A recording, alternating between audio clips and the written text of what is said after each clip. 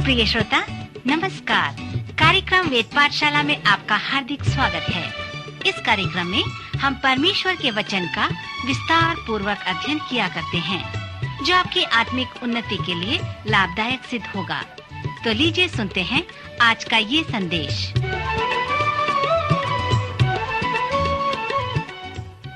प्रिय श्रोता मित्र, वेद पाठशाला कार्यक्रम की अगली कक्षा में मैं व्यक्तिगत रूप से आपका स्वागत करता हूं।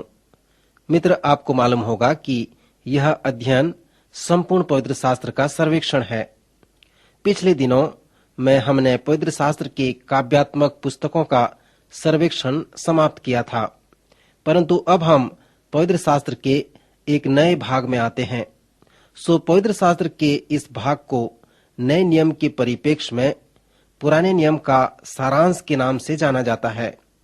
पुराने नियम के इस भाग को जिसे हम अध्ययन करने जा रहे हैं, उसके निचोड़ को आप नए नियम में प्राप्त कर सकते हैं, और वो निचोड़ है व्यवस्था और नबी। इसलिए इस तरीके से नया नियम स्पष्ट रूप से पुराने नियम से संबंध रखता है। जब नया नियम पुराने नियम के व्यवस्था व नबी के विषय में हमें बताता है कि पुराने नियम में दो महत्वपूर्ण भाग हैं। पहला महत्वपूर्ण जो भाग है वो व्यवस्था अर्थात पवित्र शास्त्र के वो 5 पुस्तकें जिन्हें हम उत्पत्ति, निर्गमन, लय व्यवस्था, गिनती और व्यवस्था विवरण के नाम से जानते हैं। और पुराने नियम का जो दूसरा महत्वपूर्ण भाग है वो है नबी या भविष्यवक्ता। और अभी इस भाग में हम पहुंचे हैं कि हम उसका सर्वेक्षण करें। उसमें जो पहला पुस्तक है वो यशाया की पुस्तक है। मेरे विवरण या सार में मैंने कहा था कि पवित्र शास्त्र में 10 प्रकार की पुस्तकें हैं, जिसमें से 5 पुराने और 5 नए नियम में हैं। पुराने नियम में हमारे पास व्यवस्था की पुस्तकें, इतिहास की पुस्तकें, काव्यात्मक पुस्तकें, बड़े भविष्यवक्ता की पुस्तकें और छोटे भविष्यवक्ता की पुस्तकें। फिर नए नियम में हमारे पास 4 सुसमाचार हैं, एक इतिहास की पुस्तक है, पौलुस की पत्रियां हैं, फिर सामान्य पत्रियां हैं और एक भविष्यवाणी की पुस्तक है जो प्रकाशित वाक्य के नाम से जानी जाती है। पुराने नियम के व्यवस्था व नबियों की पुस्तकों के मध्य 2 प्रकार की पुस्तकें हैं, अर्थात वहां पर इतिहास की पुस्तकें हैं और वहां पर काव्यात्मक पुस्तकें भी हैं। इतिहास की पुस्तकों का जो भाग बनता है, जिनका हमने सर्वेक्षण कर लिया है, वो यहोशू से प्रारंभ होकर एस्तर तक समाप्त होते हैं। इतिहास की पुस्तकों में जो महत्वपूर्ण बात हमें देखने को मिलता है कि वे हमें ऐतिहासिक संदर्भों के विषय में बताते हैं कि नबी कहाँ हैं, कहाँ प्रचार किए, कहाँ पर दुख सहे और कहाँ और कैसे उनकी मृत्यु हो गई। फिर काव्यात्मक पुस्तकें शास्त्री, रब्बी और उनके लेखकों के विषय में बताते हैं कि वे व्यवस्था व नबियों से अलग रहे। इस प्रकार से हम पुराने नियम को देखते हैं कि वह व्यवस्था व नबी का सार है। जब मैं पवित्र शास्त्र के प्रथम 5 पुस्तकों का सर्वेक्षण किया, तब मैंने कहा कि वे पवित्र शास्त्र के कोने का पत्थर हैं। इसलिए मैंने उन व्यवस्था की पुस्तकों के सर्वेक्षण में अनेक समय लगाए। जैसे हम यशाया की पुस्तक में आते हैं और नबियों के विषय में देखते हैं, तो हमें ये अनुभव करना है कि हम पुराने नियम के एक विशेष भाग में पाए जाते हैं। नए नियम में हम नबियों के अभिव्यक्त को देखते हैं। मुझे वह नाटकीय स्थिति बहुत अच्छी लगती है कि जब पौलुस राजा अग्रिपा के सामने था और अपना सफाई दे रहा था, तो उसने राजा से कहा, हे राजा अग्रिपा, क्या तू भविष्यवक्ताओं की प्रतीति करता है? हाँ, मैं जानता हूँ कि तू भविष्यवक्ताओं की प्रतीति करता है।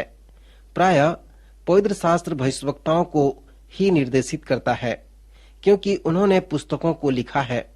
परंतु हम देखते हैं कि ऐसे अनेक नबी हैं जिन्होंने पुस्तकें नहीं लिखी। एलिया एक महान नबी था, परंतु उसने कोई पुस्तक नहीं लिखी। मित्र, जैसे हम नबियों के विषय में देखते हैं, तो मैं ये भी अनुभव करता हूँ कि क्या मैं अपने कुछ छोटे व पवित्र मित्रों के विषय में भी कुछ बताऊं, जो मेरे छोटे पवित्र नायक हैं। पुराने नियम में 17 भविष्यवक्ता की पुस्तकें हैं और सचमुच में 16 भविष्यवक्ता हैं, क्योंकि इनमें से 2 पुस्तकों को यिर्मयाह ने लिखा है, अर्थात यिर्मयाह और दूसरा विलाप गीत। श्रोता, इसके पहले कि हम इन पुस्तकों व भविष्यवक्ताओं के विषय में सर्वेक्षण करें, मैं चाहता हूं कि उनके कुछ महत्व को देखें, और इसलिए इस प्रथम चरण में मैंने इसे नबियों की रूपरेखा कहा है। जैसे हम नबियों के महत्व को देखते हैं, तो इसमें हमें पहला बात याजक व नबी में तुलना देखना है। व्यवस्था की पुस्तक में जो महत्वपूर्ण आत्मिक अगुवा है वो याजक है। उसमें जो प्राथमिक दृष्टिकोण है वो याजक है। याजक का एक बड़ा कार्य होता था, अर्थात जब लोग पाप करते थे तब याजक उनके लिए विनती व प्रार्थना किया करता था। फिर याजक इसलिए भी महत्वपूर्ण होते थे क्योंकि वे परमेश्वर के लोगों को शिक्षा देते थे। वे परमेश्वर के लोगों को पवित्र शास्त्र पढ़कर समझाया करते थे। फिर वे उनके प्रश्नों का उत्तर भी दिया करते थे, और विशेष करके बलिदानों के विषय में, संस्कारों के विषय में, जंगल में तंबू के विषय में और बाद में सुलेमान के मंदिर के विषय में लोगों को बताया करते थे। एक याजक का जन्म याजक परिवार में इसलिए होता था क्योंकि वह लेवी या हारून के वंशज का होता था, और प्रायः याजक लोग पापी व दुष्ट व भ्रष्ट होते थे। जब लोग विद्रोही व पापी होते थे तब याजक उन्हें और भी पापमय दशा में अगुवाई करते थे। इसलिए होशे ने रो रो कर कहा कि इस प्रकार के याजक, इस प्रकार के लोग। फिर नबी लोग जन्म व वंशज से नबी नहीं होते थे, परंतु वे नबी इसलिए होते थे क्योंकि वे नबूवत करते थे। 2 या 3 नबी जब वे बुलाए गए थे तब वे याजक थे। कुछ नबी यहूदी लोगों के एक भाग थे। इतिहास के पुस्तकों से संबंधित कुछ नबियों के विषय में हमने सर्वेक्षण किया था। उनमें से कुछ कम क्षमता वाले नबी थे जो बुलाए गए थे। जब आमोस नबी के लिए बुलाया गया तब वह एक चरवाहा और अंजीर तोड़ने वाला था। नबियों के कार्य व सेवा उन्हें उनके वंशागत रूप से नहीं मिलते थे, परंतु याजकों के कार्य उन्हें उनके वंशागत रूप से मिलते थे। मूलतः याजक वो व्यक्ति होता था जो लोगों के लिए परमेश्वर की उपस्थिति में जाकर विनती व प्रार्थना किया करता था, और नबी वो व्यक्ति होता था जो परमेश्वर की उपस्थिति से आकर लोगों के पास परमेश्वर के संदेश को लेकर जाता था। एक तरह से आप कह सकते हैं कि यदि समस्या नहीं है तो नबी की भी आवश्यकता नहीं है। नबी लोग इसलिए प्रकट हुए क्योंकि वहां पर समस्याएं थीं। जब हम इन नबियों की पुस्तकों में और ऐतिहासिक सत्यों में आते हैं तो इस बात को स्मरण रखें कि वे लोग 400 वर्ष के लगभग जीवन व्यतीत किए। न्यायों की पुस्तक में 400 वर्ष की अवधि है। सो यह समय उत्पत्ति व निर्गमन के मध्य व्यतीत हुए, और साथ ही साथ पुराने व नए नियम के मध्य वो समय व्यतीत हुए। नबियों ने अपना कार्य लगभग 800 बीसी से लगभग 400 बीसी के समय में किया। मित्र, इब्रानी इतिहास में क्यों नबी लोग खड़े हुए, इसका कुछ कारण था। क्योंकि लोग पापी स्वभाव के थे। वे मूर्ति पूजा के पाप में दोषी थे, फंसे हुए थे, क्योंकि वे दूसरे ईश्वरों की उपासना करते थे। तो परमेश्वर का न्याय उन पर आने वाला था, और वो उत्तरी राज्य में असूर के द्वारा उन पर चढ़ाई करके उन पर धावा बोलने वाला था, उन्हें बंधुआई में लेने वाला था। और यह बाबुल के धावा करने और दक्षिणी राज्य को बंधुआई में लेने के लगभग 100 वर्ष के बाद हुआ। अनेक नबी ऐसे समय में प्रचार किए जब इस प्रकार की घटना घट रही थी। 16 नबी और उनमें से 3 सेवकों ने प्रचार किया जब परमेश्वर के लोग बाबुल की बंधुआई से वापस आए। अनेक नबी जो पहले से आए थे, उन्होंने उत्तरी व दक्षिणी राज्य के लोगों को यह संदेश दिया कि यदि तुम में आत्मिक जागृति हो और यदि तुम सच्चे हृदय से अपने पापों से पश्चाताप करो, जो मूर्ति पूजा का पाप है, तो असूर के लोग जो धावा बोलकर अपनी बंधुआई में तुम्हें कर लिए हैं और उसी प्रकार बाबुल के लोग भी कर रहे हैं, तो आगे को ऐसा नहीं होगा। पर तुम्हें अपने पाप से मन फेरने की आवश्यकता है। सो ये जो नबी थे वे पश्चाताप और आत्म जागृत वाले नबी कहलाए, परंतु बहुतों ने नबियों के संदेश को अनसुनी कर दिया। वे उनका मजाक भी करने लगे। अनेक नबी इस सेवा के लिए शहीद हो गए। अनेकों की तो मृत्यु हो गई, क्योंकि उन्होंने प्रचार किया, परंतु किसी ने भी उनकी नहीं सुनी। जब नबियों ने इस बात का अनुभव किया कि लोग हमारी नहीं सुन रहे हैं, तब उन्हें फिर उस धावा व बंधुआई के विषय में प्रचार किया। उन्हें कहा कि यह सर्वशक्तिमान परमेश्वर का न्याय तुम्हारे लिए होगा, क्योंकि तुमने अपने पाप से पश्चाताप नहीं किया। और जैसे हमने इतिहास की पुस्तक में सर्वेक्षण में देखा कि असुरों ने उत्तरी राज्य पर चढ़ाई करके उन्हें अपने अधिकार में ले लिया है, और वे 10 गोत्र जो अपने आप को इस्राएल कहते थे देश से निकाल दिए गए। 100 वर्ष के बाद बाबुल ने दक्षिणी राज्य के ऊपर चढ़ाई कर दिया। तब नबियों ने आशा का संदेश प्रचार किया। उन्होंने एक दर्शन प्राप्त किया और कहा कि तुम लोग बंधुआई से वापस आओगे, अर्थात अब से 70 वर्ष के मध्य तुम बंधुआई से वापस आओगे। सो परमेश्वर के अनुग्रह व दया से उन्होंने उस बंधुआई से वापस आने को देखा, परंतु कुछ नबी तो मर गए और उस कार्य को न देख सके।